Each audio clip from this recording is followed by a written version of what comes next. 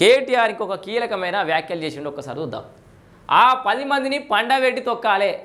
ఏ 10 మందిని? పార్టీ మారిన 10 మంది అట. సన్నాసులు పార్టీ విడిచి వెళ్ళిపోయారు, మనతో ఉండి వెన్నుపోటు పొడిచారు. రేవంత్ ఒక్కసారి రాము, ఇంకోసారి Remo, BRS working president KTR అంటుడు. సో ఇక్కడ ముచ్చట ఏంటంటే, వాళ్ళని పండబెట్టి తొక్కుతావు సరే, మరి మీరు అధికారంలో ఉన్నప్పుడు 60-70-80 సీట్లతోటి బలంగా పార్టీ ఏర్పడ్డాక కూడా మరి అదే కాంగ్రెస్ పార్టీలోకి వెళ్ళి బీజేపీలోకించి సంతలో బర్లంగా ఉన్నట్టుగా ఉన్నావు కదా కేటీఆర్. మరి వాళ్ళని ఎవరు పండబెట్టి తొక్కాలి? నువ్వెందుకు తొక్కకపోతే పండబెట్టి? నోటికి ఏదొస్తుందేనా? గతం మర్చిపోడేనా? సరే ఇంకోసేపు ఇప్పుడు ఇక్కడ కాంగ్రెస్ విషయం పక్క పెడితే, ఆయన రాష్ట్ర ముఖ్యమంత్రి రేవంత్ రెడ్డిని నువ్వు ఏదో రెమో రాము అదంతా నువ్వే రెమో రామోలకి ఎత్తున్నావు. నువ్వు రామువి, రెమోవి. 10 ఏళ్ళలో జరిగింది మొత్తం మర్చిపోయినావా? మొన్న 5 ఏళ్ళ కింద జరిగింది మర్చిపోయినావా? కుక్కల్ని ఉన్నట్టు, నక్కల్ని ఉన్నట్టు, ఆవుల్ని బర్రలంగా ఉన్నట్టు, దుడ్డల్ని ఉన్నట్టు కొంటివి. అప్పుడు కొన్నప్పుడు ఏం యాదికి రాలేదా? సన్నాసులు పండబెట్టి తొక్కాలన్నట. ఈ ఎమ్మెల్యేలంతా దీన్ని ఆ 10 మంది ఎమ్మెల్యేలు పోయి ఈయన పండబెట్టి తొక్కాలి ముందుగాల. నువ్వు కొన్నప్పుడు యాదికి లేదా? ఇదంతా సోయి లేదా నీకు? రాజకీయాలు, విలువలు, పార్టీ ఫిరాయింపుల చట్టాలు ఇప్పుడు యాదికి వచ్చినాయా కేటీఆర్?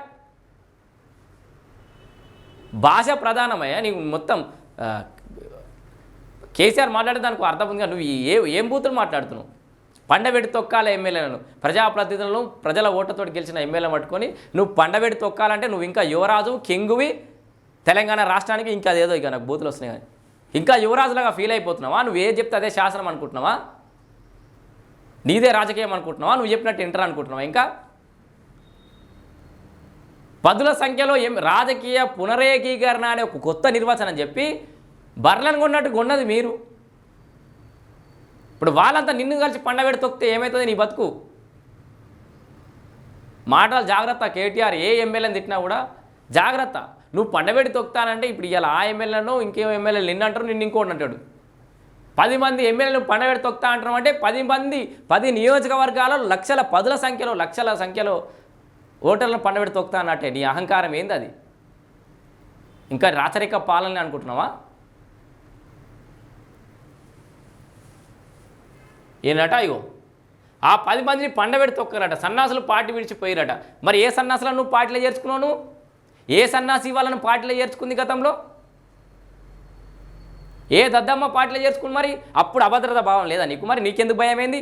80 సీట్లు అయినా 80 సీట్లు వచ్చినా కూడా గజ గజ గజ గజకి